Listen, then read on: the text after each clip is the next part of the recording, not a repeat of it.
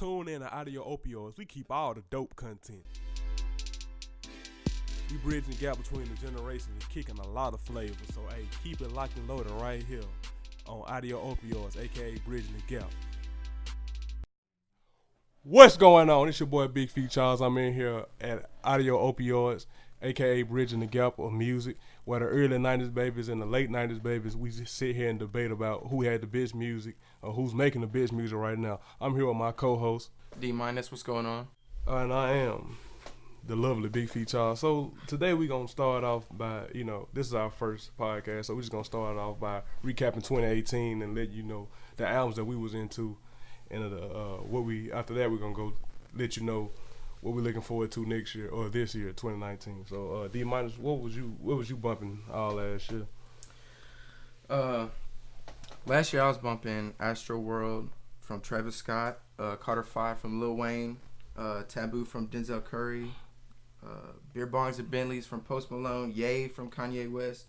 I mean, overall, it's been a fantastic year for music. It was overload, I think. It was too much music. Like, this is the one year I actually could complain, like, damn, y'all need to quit coming out with stuff. But for me, man, I had anything NBA Youngboy came out with, I was rocking with. The Meek Mill definitely was a highlight towards the end of the year. The Cardi B was all right at the beginning of the year. I actually didn't listen to that. You didn't listen to that? Yeah. I didn't listen to the entirety. But that's what I was trying to say. Yeah, I had listened to the whole thing. Yeah, but I had some songs on there I really rock. Without the Moneybag song, of course, the Bodak Yellow. Mm-hmm. The what's the song when went through your phone last night or whatever it's called. That definitely. Did you hear that one with Kalani? Yeah. Kalani, I like. Yeah, I've heard that. I think a time or two. That T Greaves, I think that was slept on. Mm-hmm. The Rich Homie Quan, Riches and Spirit album, I think that definitely was slept on. I also feel like Dime Trap was slept on. Oh, T.I. definitely. The T.I. I feel like he was talking to a more mature audience. Mm-hmm. It wasn't the typical T.I. that we got back in like 2009. He wasn't talking about all his. He still talked that drug dealer talk, but it was more responsible. It was more like a look back on his life and like, I did this and this is what I'm gonna change. He kind of gave a positive, positive look at like what I've did. My good versus my bad type thing. Yeah. I also feel like that YFN Lucha album slept on, that Ray from Summer Hill. It definitely. I didn't listen to that. Yeah, it definitely was slept on. Man, like you said, it was just an overload of music. Yeah, there was some. Oh, and Kodak Black. Oh, definitely. Yeah, Dying to Live. Definitely, I feel like that really capped the year off. Like, that and that Meek towards the end, and then and then Young Boy's Rilla. I feel like those three albums right there, I could listen to day in, day out. Mm-hmm. I feel like that Kodak was his first project. I feel like he was actually out to promote. He used to be in jail when all his big projects come out. So I was excited about that, and I think he delivered. You know what I'm saying? He gave something for everybody. He gave the song, like you said, that's gonna do good streaming.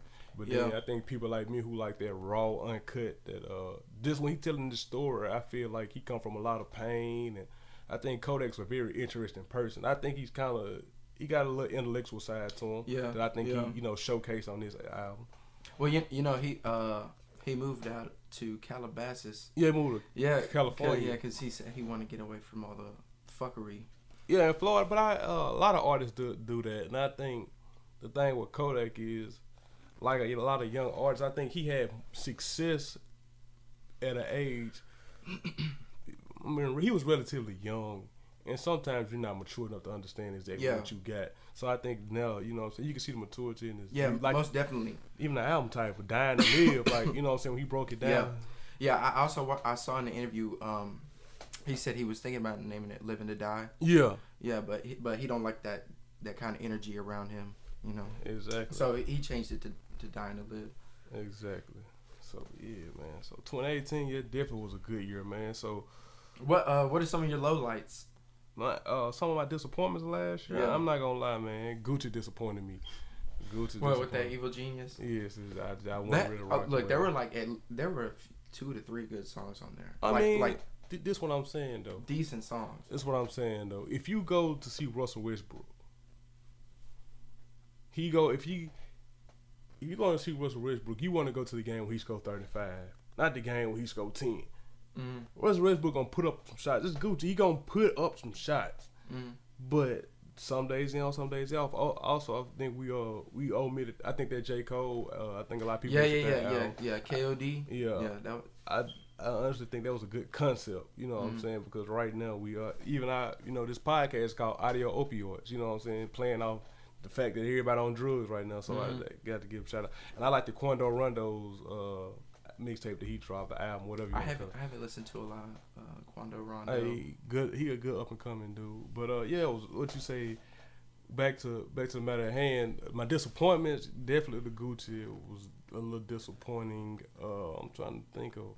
I gotta say the Quavo and the Takeoff album. I was expecting Takeoff's album to be like 1,000,000 times better than Quavo's, but it was on the same. It was on the same level as it. It wasn't nothing too exciting. I mean, there were a few good songs in there, but nothing that really popped out to me, except for Last Memory. That was like really the only song I was rocking with on there. So I'm not a big Migos fan, but that was kind of the energy that was out there, like all over the internet, like that. All their albums. Offset album didn't come out correct. It never came out because all three of them was supposed to drop a single album last year, but I guess with the Cardi B controversy, he just decided to withhold or whatever. But I think that was kind of the perception of most people that the Migos didn't deliver. Also, man, I hate to do it because I love this guy. Like he one of my favorite artists right now. But I can't lie, Moneybagg Yo disappointed me this year. I'm not gonna lie. Well, with the Reset was not as disappointing. I feel like it had some good songs on there. There were a few good songs. Yeah. But Bet on Me, I just couldn't get with it. I'm sorry. I just couldn't and I'm Moneybagg Yo is one of the people I go hard for because I honestly think that at least 3 or 4 of his mixtapes you almost able to play through, and that is rare when it comes to artists these days because I feel like most people and he also he's talking about something like Moneybagg Yo. He's versatile to where like he can have a couple songs about the club. Then he might have a song he on his ignorant shit talking about a Draco, but that ain't the whole mixtape. Then he gonna always give you some kind of scenario with him and a woman, and I think it's just a good balance, which a lot of artists typically don't have these days. So I always go hard, and he kind of got some bars like he ain't his punchlines are up to par. I have to say that Industry. The Industry song. He was like I remember my favorite rapper. I almost want to slap my favorite rapper. That stood out. I think Jungle. I mean, they wasn't bad. And that's what I'm saying. I hate to put him on the disappointing list because it wasn't bad. It's just my standard for him is much higher. Much higher. Yeah. I hold the bar higher with him because I feel like ELO's a classic. I feel like Federal One is a classic. I feel like damn Heartless One. Oh my goodness, Too Heartless wasn't bad, you know what I'm saying? I feel like he has a talent, and it's kind of hard because when you talk to people be like, man, I don't really listen to him like that. So when I be trying to get people on him, you come out with something like that, it's kind of hard. But his prior work was definitely top notch in my category. Well, I have to say another low light for me this year was Scorpion. Oh, that Drake. Yeah. There, in my opinion, there are probably out of the whole 25 track list, 2 or 3 good songs on there. Yeah. You said 2 or 3? Yeah, there's about 2 or 3 on there that I rock with, but you know what? I'll even say 5 because I forgot about that Jaded and that Sandra's Rose, but that whole second part of the album, the R&B side, man, that was some bullshit, I swear. But the first disc though, there were a few good songs on there. I can't even lie. Like I would even listen to the whole first disc, but the second one, that's just some bullshit, man. I don't listen to it. Oh man, another one of my favorite rappers ever. He got to go on the disappointment list because I don't know what he would think. I mean, it's all right to try things, but when my boy Boosie dropped that blues album, I don't know what the hell he was thinking. I honestly just, I know what he was thinking. He was trying to try something, but he failed miserably in my opinion. But the Christmas album, the Christmas album that he dropped. Hold on, give me 1 second. I'm gonna tell you the name of it. The Christmas album that he dropped was actually decent, seeing for where he at. It's called Savage Holidays. It was actually decent. It was actually decent. Savage Holidays was actually decent, but that Blues Cafe, that was oh my, no, we need to delete that. Damn, you think so? Yes, we just need to delete that. I couldn't rock with that, and I'm a Boosie stan. Like one of the people who knows every song. Almost like it ain't too much Boosie I don't know. Like that's my dog. I rock with Boosie the long way. Dang. Oh, and stuff I did mess with. I just went through my phone. I missed one thing. I feel like that little baby. It came out the same day that Meek. That's why I probably overlooked it. Which little Street baby? Gossip. That was actually kind of hard too. Is it the one with cocaine on it? Pure cocaine. Yeah, I feel like that one was hard too. No, I wasn't too big on not drip hard or whatever. Yeah, I think it was drip harder. Yeah, I wasn't too fond of that, but yeah, his individual project was definitely pretty good. I say it wasn't my favorite project of 2018, but it's something I definitely could listen to and ride to. He did his thing. Overall, I mean, overall it was a good year. Yeah, I could say it was a good year. There were a lot of breakout. Yeah, there are a lot of breakout artists. I feel like NBA YoungBoy is as hot as he's ever been right now. Yeah, I honestly, I feel like Louisiana. I feel like Baton Rouge right now is on fire. Even though I don't listen to like all their artists, like I see like people like J.D. Young and he making strides.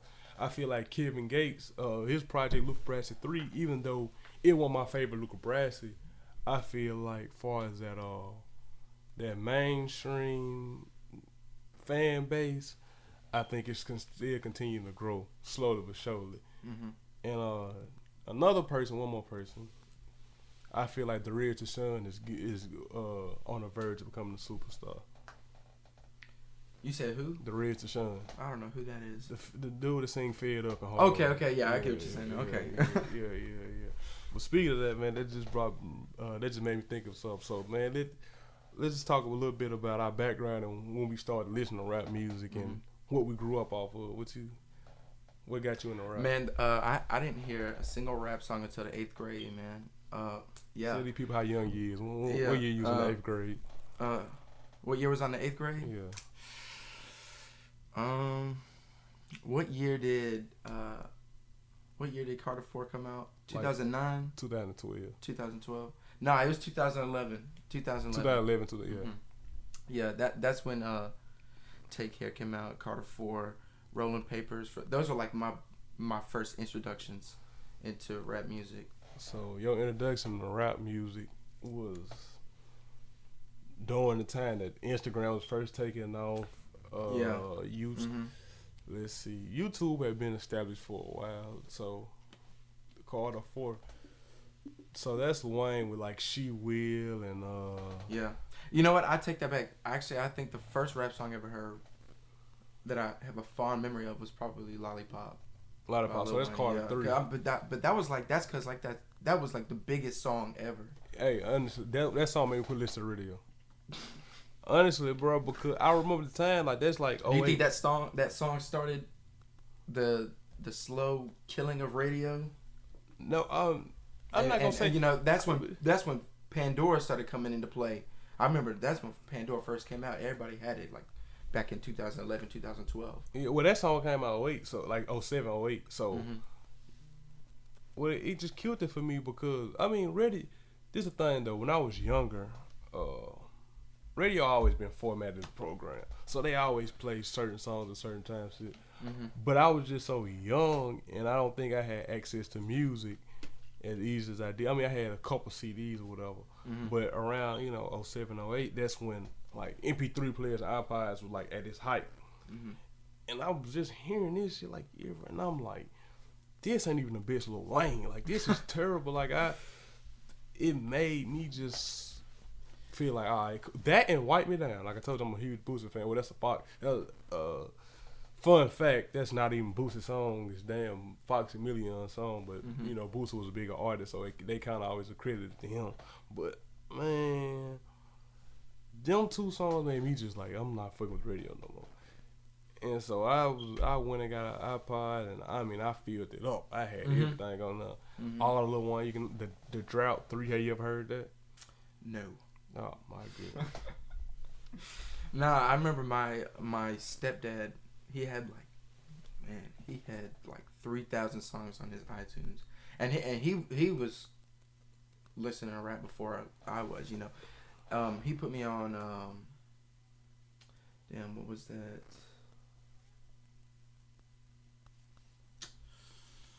Man, I'm trying to think of it, but it was the Lil Wayne and Birdman album. Like Father Like Son. Yeah, that came out like 06, 07. Yeah, I remember he put those on there. He had put Steady Mobbin' on there for me. But you know, like I always scroll past the songs because I was always like a rock music fan. You know, I would listen to rock music, but when my friends introduced me to the Carter 4 and Take Care and all that stuff, my first introduction, that's when I started listening to what he had put in my. You went back and did your homework. Yeah. So let me ask you this: as a person who's inspiring, in case the people out here don't know, you're inspired to be a producer or whatever. How important do you think it is to know like previous hip hop? Because I mean, it's very important. You have to have. It's vital to have that knowledge. Yeah, that knowledge. I mean, if you can build your own sound based off older sounds. You know what I'm saying? Like you have to have some type of influence. So I mean, cause I like a lot of people that you like. Tell the audience a couple people you listen to like currently, like just. Man, currently, Key Glock, Young Dolph, NBA YoungBoy. Yes, I listen to Trippie Redd, and sometimes I listen to Juice WRLD. But you know, those are the new upcoming artists, you know, and I'm young, you know, so like that's what I'm on. Well, I ain't gonna lie, I think those people, Dolph is old, so you know he pays homage a lot. I haven't heard Key Glock say anything negative. I think YoungBoy has a great relationship with Boosie, so he kind of play him. But like I know some of the newer acts that they come off and like, man, these old niggas is haters. And I know you fuck with like Uzi and all them. Yeah. Well, not the new Uzi.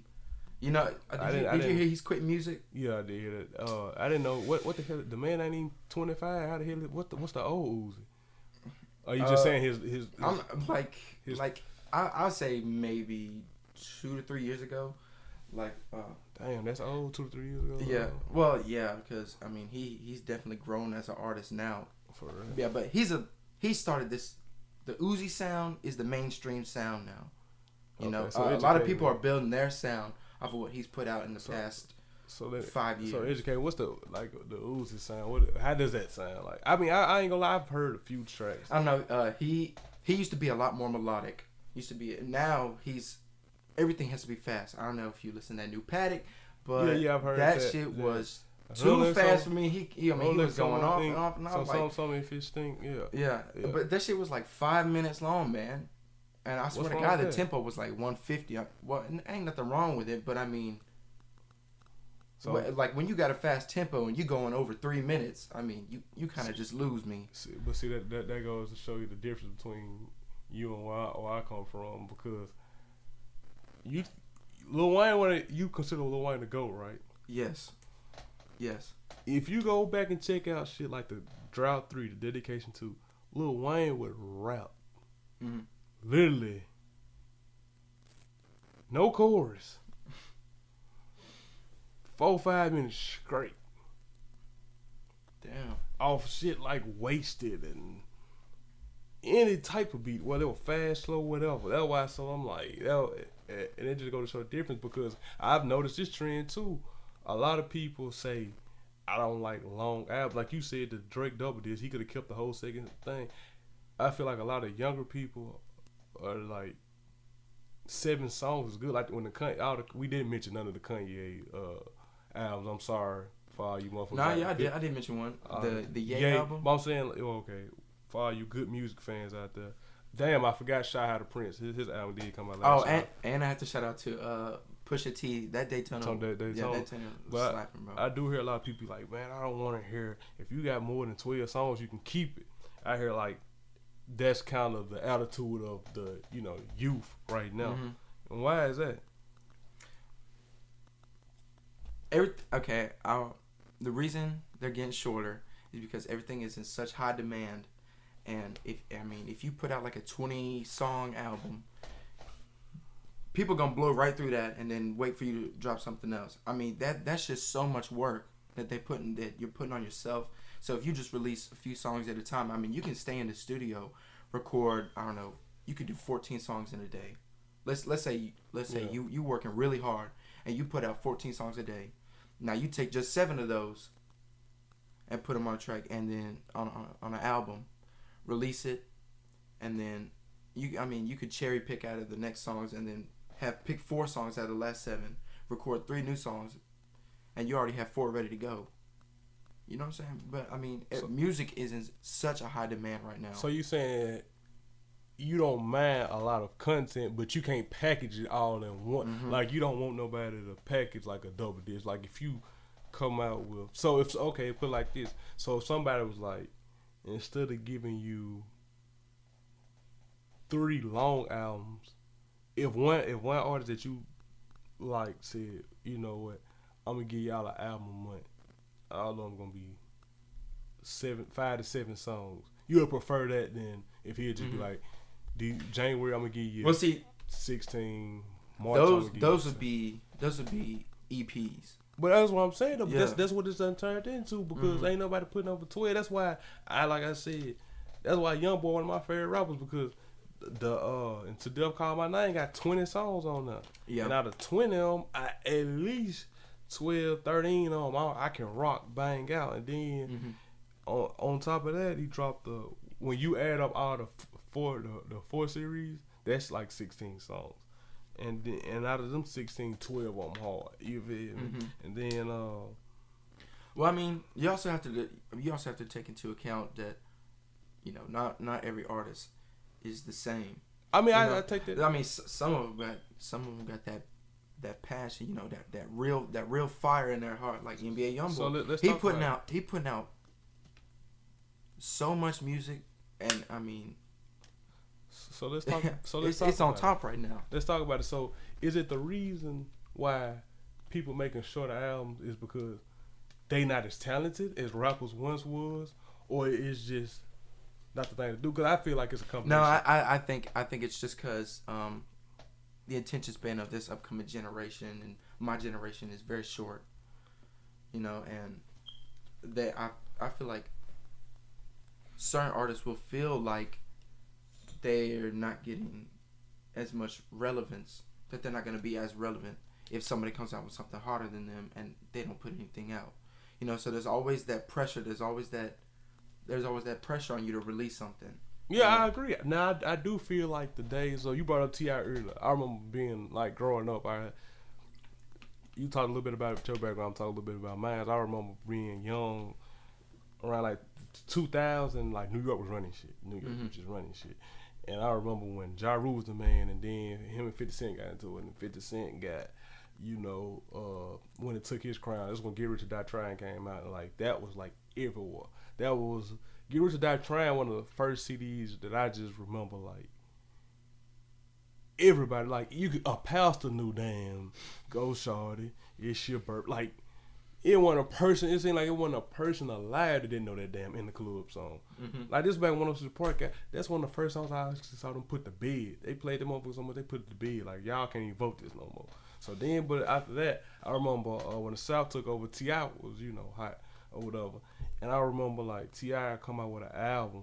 He wasn't really he got some mixtapes, but they never really just did. They never prepared him to like the next level. He was an album. To me, T.I. is an album rapper.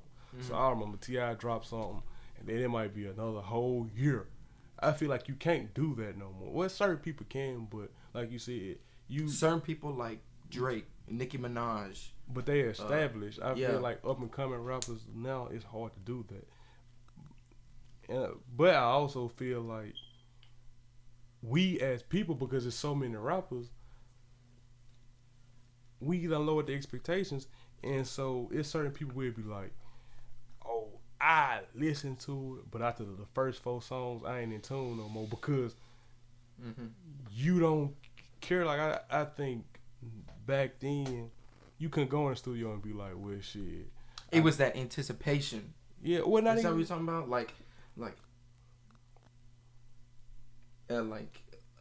you waiting for a year. Let's say you waiting for a year for the album to drop. Okay, Yeah. You ain't heard music since last year from this certain artist. Yeah. That anticipation builds up. You're gonna blow through the whole thing, and then before you know it, you listen to the whole album, and then you're like, damn, now I'm waiting. Now I need to wait a whole nother year for some new music. When they drop it again, you blow through that. Well, this is my thing though. I feel like because you knew you couldn't just go drop another album. Not like it's simple as this now. I go in the studio, record 6 songs, put them out on the EP. Bam, just call it album music. Because you couldn't do it like that then. Every song counted. Now I feel like you can take songs off. Like you really, all you care about, because I feel like streaming has made it to where analytics take over. Like people looking at numbers, but they not. It's a way to finesse numbers. You know what I'm saying? But when you had to buy physical copy, and that's another thing too, I had to make you believe that you wanted to hear this shit. Because back then, you really had to take a chance. When you bought an album, you took a chance. Now, I pay for Apple Music and I can get any song that you come out with. So, if I don't like it, I just can delete it. But I can't go get it. Back then, I couldn't go get my $20 back. It was like $15, $20 for one CD at one point in time.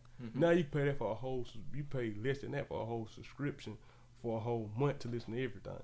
So, with that switch, I feel like I said, I feel like rappers take a lot of songs off, or people will actually say, I listened to them, but after the first 3 or 4 songs, they all started to sound the same, so I cut it off. And I feel like that's unacceptable if for an artist. What about it? Well, obviously, diversity is the key. You know, with the Quavo album. I don't know, man. Every song just really sounded the same, and you know it did. You know there were a few times where something stuck out, but diversity is the key to have people to stick with you. You know what I'm saying? Have the fans stick with you. Is it though? To me, it is. It might not be like that to some, you know. Because I just feel like people we're letting them get away with it. Because if you got 2 songs that is really hot and the rest of them bullshit, it's like, okay, well, I'm still gonna give him another chance the next time. You know what I'm saying? Because he did make 2 club bangers. You know, the one person who I feel like kind of did a good job of balancing it, honestly, even though I'm not the biggest fan, but I respect the Future, because even though all this shit might have sounded the same, he came out with a lot of music, and at least 5 of the songs was gonna go to the club. Now it seems like a lot of people took his formula, but they don't do as good as Future. It's like they make a lot of music, put it out, only care for like 1 or 2 songs. Like the Migos is the biggest group in the world, and there's not one song between 2 of the members of their individual albums that everybody just sing. Like, you see what I'm saying? And how many songs on Migos? Quavo's, I think, has 17, and then Takeoff's, I think, has 10. You see what I'm saying? And there's not one song, so that's 27 songs in between y'all, and there's not one song that the whole world is bumping. I don't know. I just feel like we give people pass. Now, people like Lil Baby, who I think is a more talented rapper than any of the Migos. I agree with you on that. He comes out on the same label,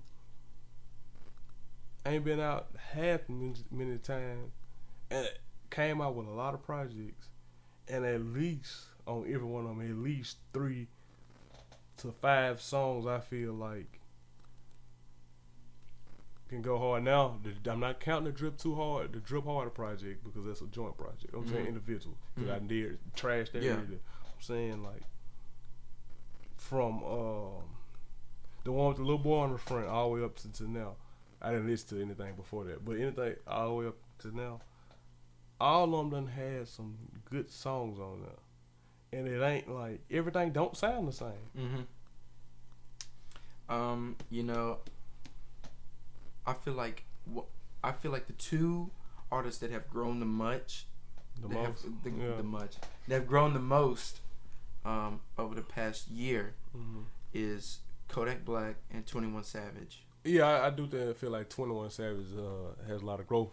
Like through his interview, I'm not a big fan because he's another person. When I first heard him, everything, you ain't shot 1,020,000 people, man. If you done lived on this earth 20 something years, you went outside majority of your days and then shoot some fucking body. So I like that, and that's my thing with Kodak. Like that's what I liked about him, because even Young Boy, like on Moneybag, the diversity, I feel like that's what was lacking from 21 Savage music. Honestly, in my opinion. Yeah.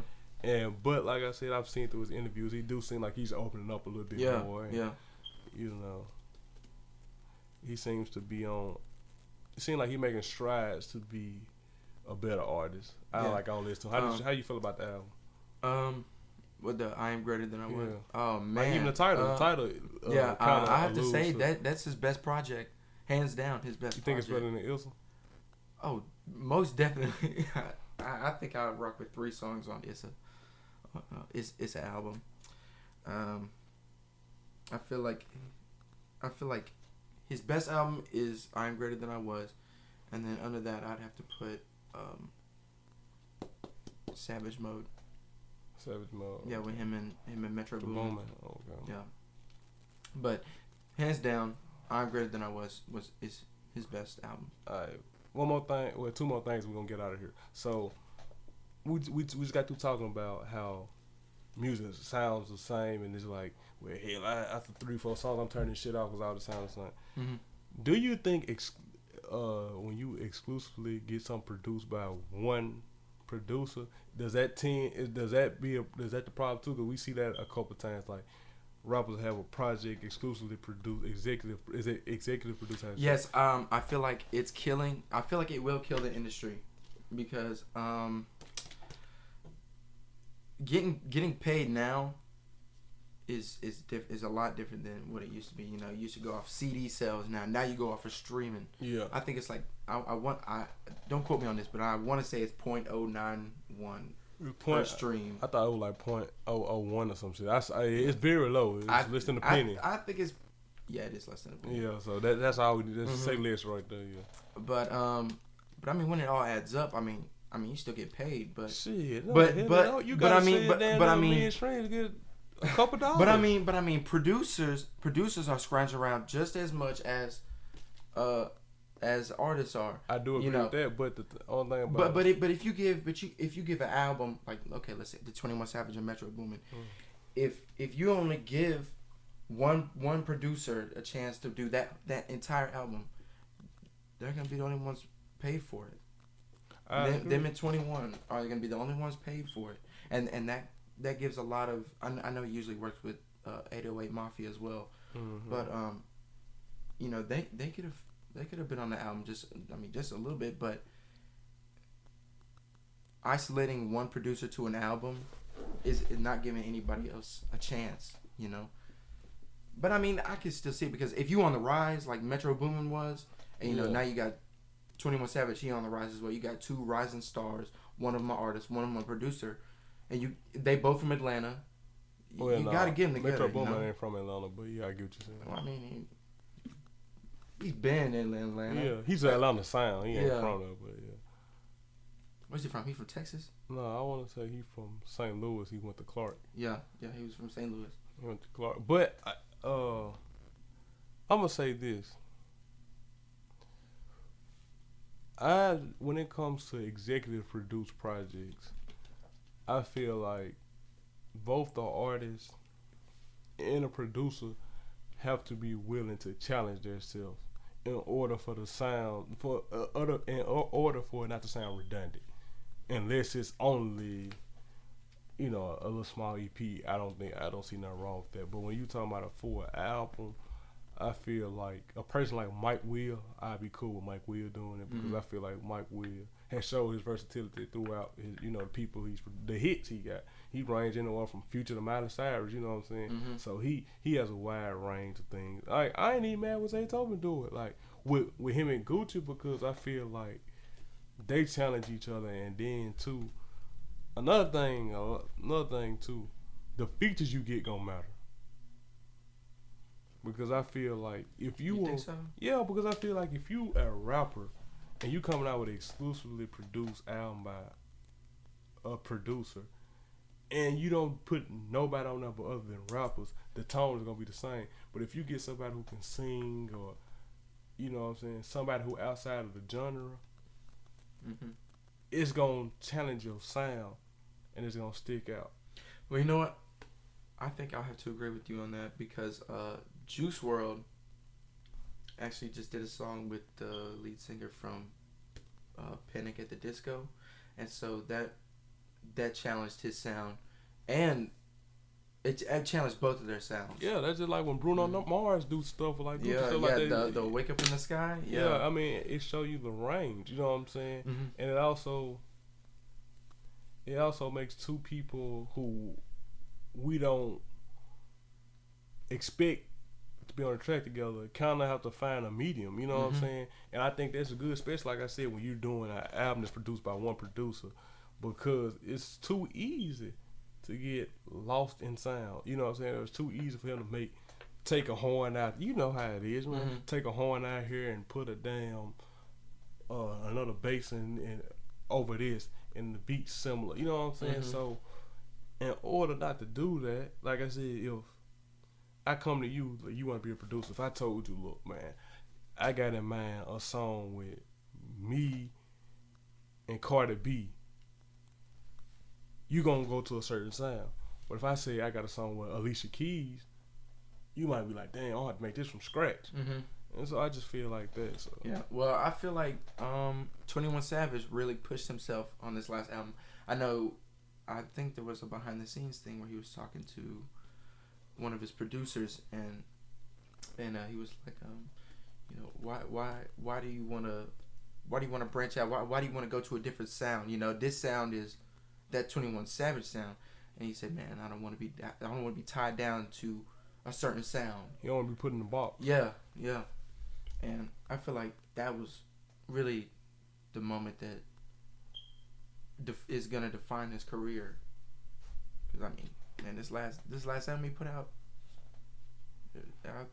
his best. I know I already said that, but I gotta say it again. It's his best album. Say it twice so they believe it. Yeah. So, all right, before we get out of here, man, 2019, what you looking forward to? Man, who you want to see come out? I'm looking forward to some new Kendrick. I think he's going to drop something. Well, he did the Black Panther soundtrack last year, but he didn't have an official album. Yeah. TDE, they still, rocking over there. A lot of people said, I didn't listen to it, but a lot of people said that J-Rock album was definitely an album of the year. What was that song he had on the radio? And see, what I tell you. Yeah, win. Yeah, that one was all right. I told you, until they played the hell out of it. I'm looking. Okay, so what I'm looking forward to some more Kendrick. I'm looking to see how NBA Youngboy does this year. Yeah, he got something supposed to be dropping in February. My boy, hey, I'm telling you, he's stepping on that neck. I gotta say, I just had it. Kendrick, Youngboy, and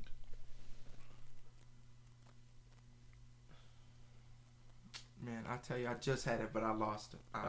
If I think of it, for sure. I think about that. I ain't gonna lie. Jeezy put up a picture and said 10 on 104. So even though he done, kind of let me down the last couple times, because this supposed to be his retirement album, so I'm ecstatic about that. Like I'm very, you know what I'm saying, very hopeful about it at least. I want to see. I want to see how Meek gonna follow up if he gonna drop something else. They said Cardi B gearing up for an album. I want to see how her sophomore album is because usually people's sophomore album is kind of when they get tested. Also, I'm trying to think of who else I want to see how they gonna continue their success. I want to see if Rick Tommy gonna come back with anything. He been teasing a lot of stuff on Instagram. That's one of my favorites. I'm gonna check out even though I ain't the biggest fan, I'm gonna check out Young Blue and see because he got something coming out. I just remembered. Kanye's coming out with Yandi, and it better be worth all this wait because he said it was supposed to drop Black Friday. Yeah. And it's January 13th right now, so I mean, we still waiting on it. But I'm bunch of cap. Yeah, he went to record in Africa, then he's somewhere else right now. I think he is in the studio with somebody. But I'm also looking to see if Young Thug comes out with anything this year. He came out with something last year, didn't he? Yeah. I think he came out with the On the Run and the Slime Language. Yeah. He came out with those. Both were all right. But I'm hoping he comes out with something like Barter 6. I'm up. Get that disrespect. Stuff like that, get that man. Disrespectful shit out of here. Nah, it was straight, man. I'm also looking to see if Dolph comes out with something. Oh yeah, definitely. Oh damn, he should have won in my disappointment category because I hate a role model. Man, you tripping? It was all right. No, a few songs in there. I didn't really like the song with Snoop Dogg. That one I didn't really care for that much. Let's get high. I think I can fly. Let's get high. Yeah. Man, I mean, I ain't gonna lie. That whole, I feel like I don't know what he was doing, but I want to see his money bag gonna come back harder. I want Shy the Prince supposed to come out with something in February. I hope that's up to par. I hope he come out with that. And one more person I think I'm looking forward to.